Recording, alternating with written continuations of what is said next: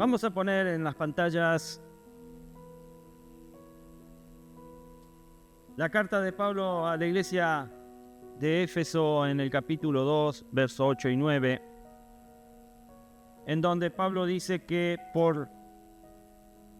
porque por gracia ustedes han sido salvos mediante la fe. Y esto no procede de ustedes, no procede de nosotros, sino que es el regalo de Dios, no por obra, para que nadie se jacte. Vivimos en un tiempo donde muchas personas se sienten atrapadas en sus errores. Y no solamente personas del mundo, sino cristianos se sienten aún atrapadas en sus errores. Atrapadas en heridas, atrapadas en fracasos. Y algunos creen que necesitan hacer algo extraordinario para que Dios los acepte. Otros sienten que han fallado tanto que ya no merecen una segunda oportunidad. Y en medio de tanta confusión, en medio de tanto dolor y esfuerzo humano por alcanzar a Dios, la Biblia nos presenta una verdad gloriosa, una verdad liberadora. Todo lo que necesitamos es la gracia de Dios, como lo leímos al principio. Porque por gracias hemos sido salvos mediante la fe. Y esto no procede de nosotros, sino que es regalo de Dios. La gracia no es una recompensa, no se compra, no la vas a poder comprar, no la vas a poder ganar. La gracia es un regalo inmerecido que ni vos ni yo merecíamos, porque es el amor de Dios, ese amor derramado sobre quienes no lo merecen, pero que lo necesitan desesperadamente. En Efesios 2, 8, 9, el apóstol Pablo lo deja claro. Porque por gracia somos salvos, por medio de la fe. Y esto no es algo nuestro. Esto es un don de Dios, no por obras para que nadie se gloríe. Y sabes, mi amada iglesia, este pasaje destruye todo orgullo religioso y toda idea de que podemos salvarnos por nuestro propio esfuerzo. Pero la gracia de Dios no solo salva. Tenemos ese concepto sobre la gracia de Dios, que somos salvos por la gracia de Dios, y sí, eso es cierto. Pero, ¿sabes? La gracia de Dios también transforma. La gracia de Dios levanta, perdona, restaura y sostiene. Y esa fuerza invisible que nos cambia desde adentro es lo que nos permite a cada uno de nosotros empezar de nuevo cuando ya no hay esperanza. Es el poder de Dios directamente actuando en nosotros cuando reconocemos que solo no podemos. El Evangelio es gracia de principio a fin. Y conocerla, experimentarla, nos va a dar la libertad verdadera. Amén. En el mensaje de esta mañana vamos a descubrir qué es realmente la gracia de Dios, cómo ha sido revelada a lo largo de la historia y cómo podemos vivir diariamente bajo su poder.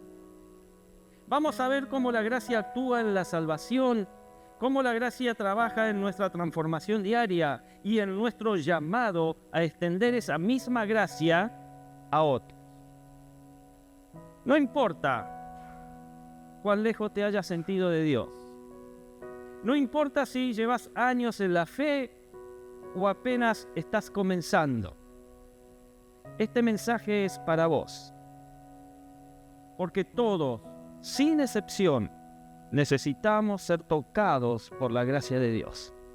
Y una vez que eres tocado por esa gracia, nunca, vuelvo a repetirte, nunca volvés a ser el mismo ¿Y por qué?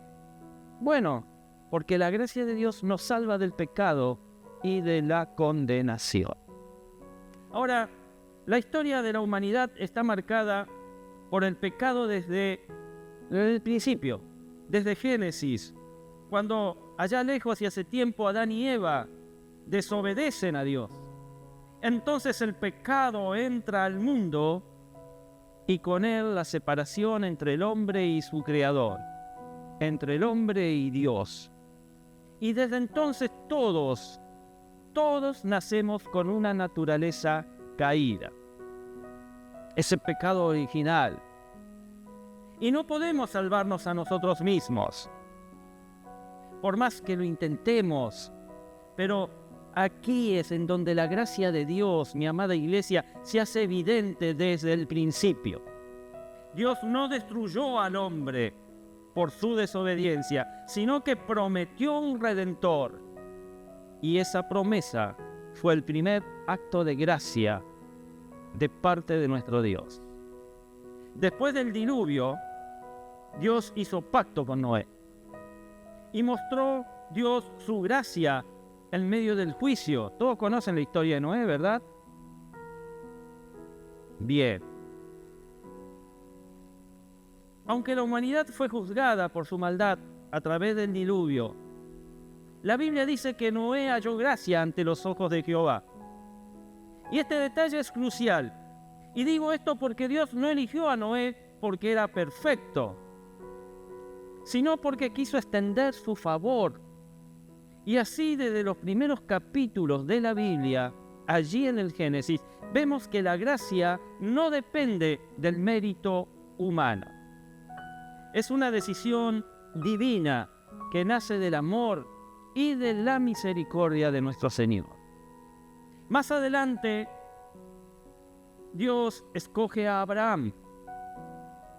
Dios llamó a Abraham por gracia. No había razón humana para que Dios lo eligiera. Abraham era un hombre común, viviendo en una tierra entre paganos. Sin embargo, Dios lo llamó y le prometió bendecirlo y hacer de él una gran nación. Y esa promesa no se basa en las obras de Abraham, porque Abraham no hizo nada al respecto, sino en la fidelidad de Dios. Porque la gracia de Dios fue el fundamento de ese pacto con Abraham. Como explica el apóstol Pablo, no por obras, sino por el que ya. Dios te ha buscado, Dios te ha llamado. Y a través de ese llamado, de esa búsqueda, vos recibiste la gracia sobre tu vida. Y toda la historia del Antiguo Testamento apunta en una sola dirección. Apunta hacia Cristo. Porque la salvación en Cristo es el clímax de la gracia. Es el punto más alto de la gracia de nuestro Señor. Cuando llegamos al Nuevo Testamento, allí vemos la máxima expresión de la gracia. Dios da a su Hijo para salvar. Definitivamente no lo merecíamos. No lo merecíamos. Estábamos muertos en pecados, como dice Pablo, pero Dios intervino con su amor. Pablo escribe que la gracia se manifestó claramente en Jesucristo, quien murió por nosotros, siendo nosotros aún pecadores. Y esto resume el corazón del Evangelio, mi amada iglesia. Dios no esperó a que fuéramos dignos. Él no esperó a que nosotros fuéramos dignos. Él nos amó en nuestra indignidad y nos ofreció salvación por pura gracia. Amén. Así como hemos visto cómo la gracia nos salva, ahora quiero que avancemos hacia otro aspecto transformador de esta verdad. Y esto es que la gracia de Dios transforma lo que el mundo desprecia. Sabemos que Dios no escoge a los fuertes, ni escoge a los sabios según los criterios humanos. Dios muestra su poder en lo débil, en lo roto, en lo que el mundo no valora. Y la gracia de Dios es tan poderosa que puede tomar a alguien completamente perdido y darle propósito, darle dignidad y nueva identidad. Esta verdad no es solo teológica, es profundamente personal. A todos los que hemos sido alcanzados por su gracia, ¿cuántos han sido alcanzados por su gracia aquí? Levanten la mano. Amén. Todos los que hemos sido alcanzados por su gracia, nos queda claro que Dios fue quien nos buscó. No lo buscamos nosotros a Él, Él nos buscó a nosotros. Y esa gracia transforma desde lo más profundo nuestra vida. La historia del hijo pródigo, por ejemplo, es un reflejo perfecto de cómo actúa la gracia de Dios. Porque la gracia alcanza a los que están en lo más bajo. Aquel joven lo perdió todo por sus malas decisiones. Acabó alimentando cerdos, sin dignidad, sin esperanza.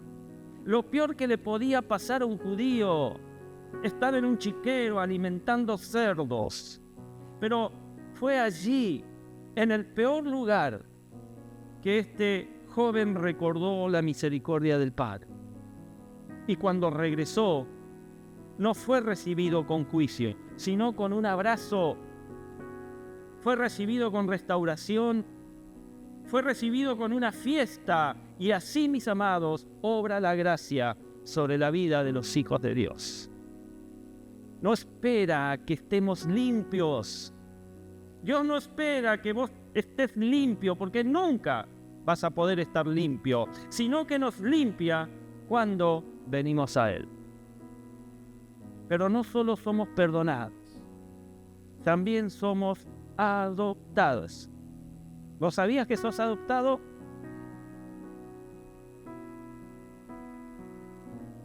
Y somos adoptados porque la gracia de Dios no se limita a salvarnos del infierno. La gracia de Dios nos hace hijos del Rey. La gracia de Dios restaura la identidad quebrada y eso lo cambia todo. Gálatas 4, 5, 7 nos recuerda que fuimos redimidos para que recibiésemos la adopción de hijos.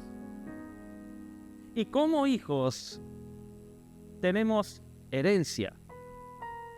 Gracias, Señor, por eso. Tenemos comunión y propósito.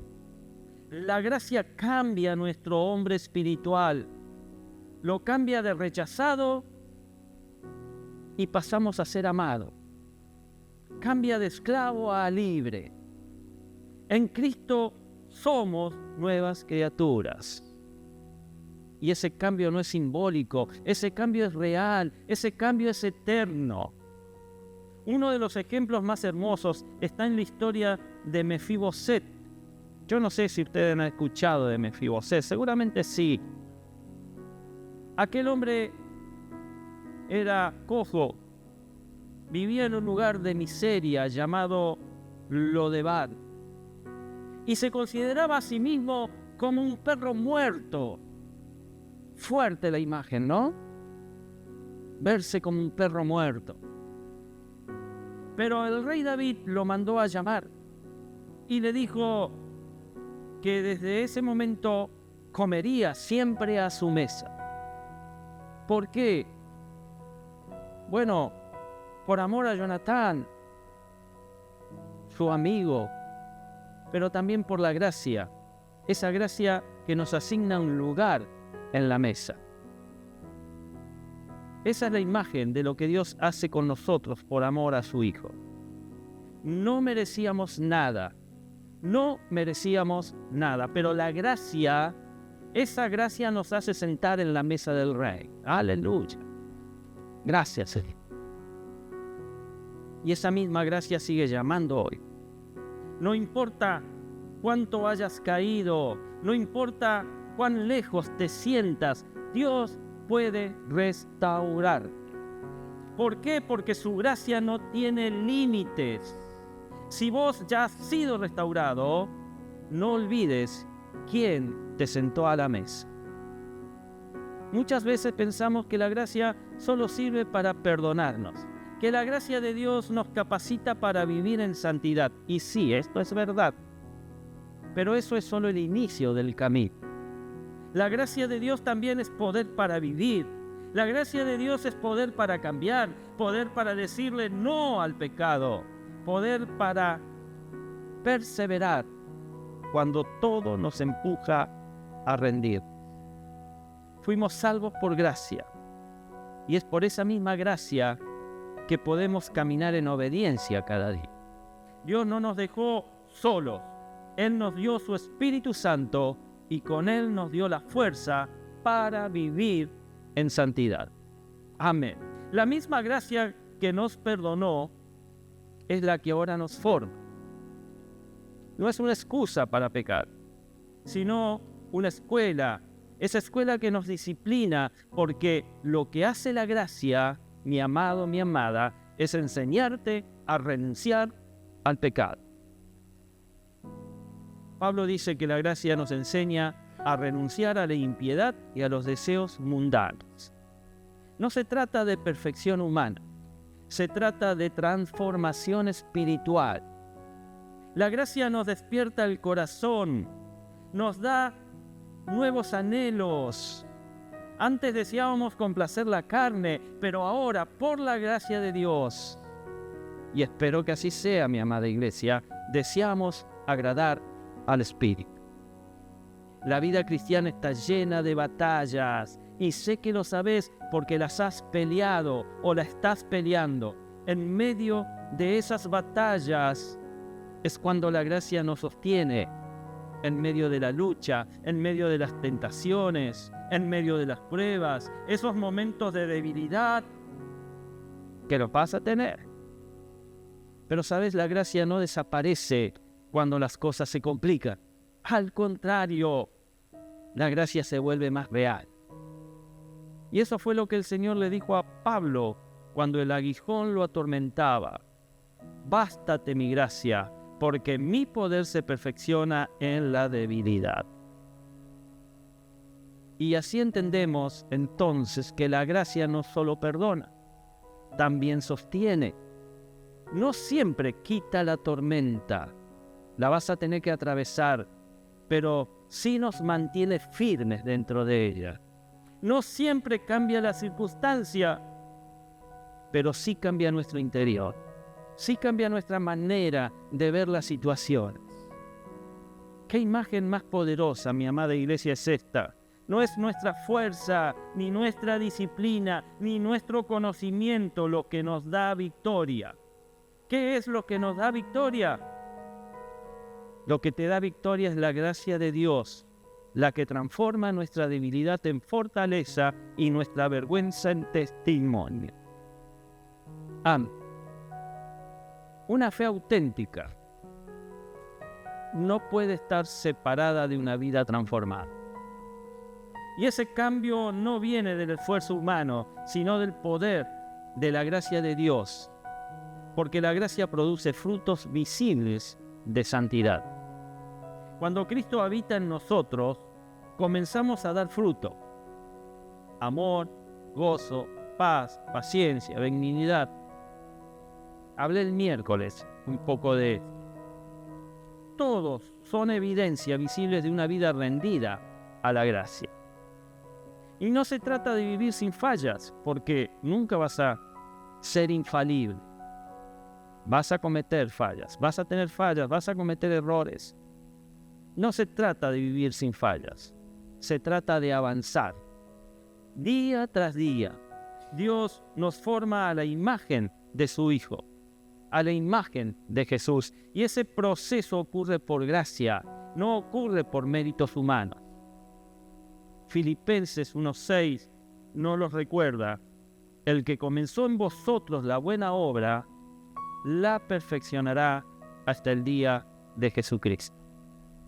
Así que la gracia que nos salvó, esa gracia que nos salvó también es la que nos transforma, es la que nos enseña, esa gracia es la que nos sostiene y es la gracia que da fruto en nosotros. Amén. Y al ver este fruto, no nos gloriamos en nosotros mismos, sino que nos humillamos ante aquel que lo hizo posible. Porque todo proviene de Él, todo proviene de nuestro Señor Jesucristo. Cuando entendemos lo que hemos recibido por la gracia de Dios, entonces no podemos seguir viviendo como si nada hubiera pasado. Como he venido diciendo, la gracia no solo nos transforma por dentro, también cambia la forma en que tratamos a los demás. Porque la gracia de Dios nos impulsa a extender gracia a otros. Así como Dios fue misericordioso con vos y conmigo, y lo que es en gran manera, ahora nosotros somos llamados. Vos sos llamado a reflejar ese mismo carácter en nuestra relación cotidiana. El Señor Jesús contó una parábola en el Evangelio de Mateo, capítulo 18, que ustedes conocen, sobre un siervo que fue perdonado en una enorme deuda, pero que luego de este siervo se niega a perdonar una deuda pequeña a su compañero. ¿Recuerdan la parábola? Bien. Esa historia revela una gran y profunda verdad. Quien ha sido alcanzado por la gracia no tiene excusa para negar el perdón, porque el que ha sido perdonado, perdona. Efesios 4:32 lo dice claramente. Antes, sed benignos uno con otros, misericordiosos, perdonándose unos a otros, como Dios también te perdonó a vos en Cristo. El perdón que damos, ese perdón que damos, no nace de la justicia humana. Nace del entendimiento de que nosotros también fuimos perdonados inmerecidamente. La gracia nos recuerda que todo lo que somos y hacemos es por la misericordia de Dios. Y esto debería destruir todo orgullo espiritual. No somos mejores que nadie. No servimos para ganar puntos con Dios. Servimos porque Él nos salvó y nos dio un nuevo corazón. La gracia te tiene que mover a servir con humildad. En 1 Corintios 15:10 dice, pero por la gracia de Dios soy lo que soy, y su gracia no ha sido en vano para conmigo. Antes he trabajado más que todos ellos, pero no yo, sino la gracia de Dios conmigo. Pablo aquí no se jacta de su ministerio. Él no se jactaba de su ministerio. Él no daba más importancia a sus logros que los que tenían que tener. Él reconocía que todo era producto ¿de qué cosa? De la gracia. Y ese mismo espíritu debe movernos a servir en la iglesia, en el hogar, a servir en la comunidad, no buscando reconocimiento, sino reflejando el amor, ese amor inmerecido que hemos recibido cada uno de nosotros. Y la carne busca venganza. La carne siempre va a buscar venganza. El Espíritu, por la gracia, nos lleva a amar a quienes nos han herido. Y sabes, esto no es algo natural en el hombre. No es algo que viene integrado al hombre. Esto es fruto de una obra sobrenatural, porque la gracia nos capacita para amar incluso a quienes no lo merecen. Lucas 6:32 al 35 enseña que incluso los pecadores aman a quienes los aman. Pero el llamado del reino es distinto. Jesús dice, amad pues a vuestros enemigos y haced bien, y será grande vuestro galardón y seréis hijos del Altísimo, porque Él es benigno para con los ingratos y los malos. Ese es el poder de la gracia de Dios en acción. No solo nos cambia a nosotros, sino que cambia la forma en que nosotros respondemos al pecado de otros. Amén. Entonces, para finalizar en esta mañana, este mensaje no ha sido un repaso superficial de conceptos conocidos.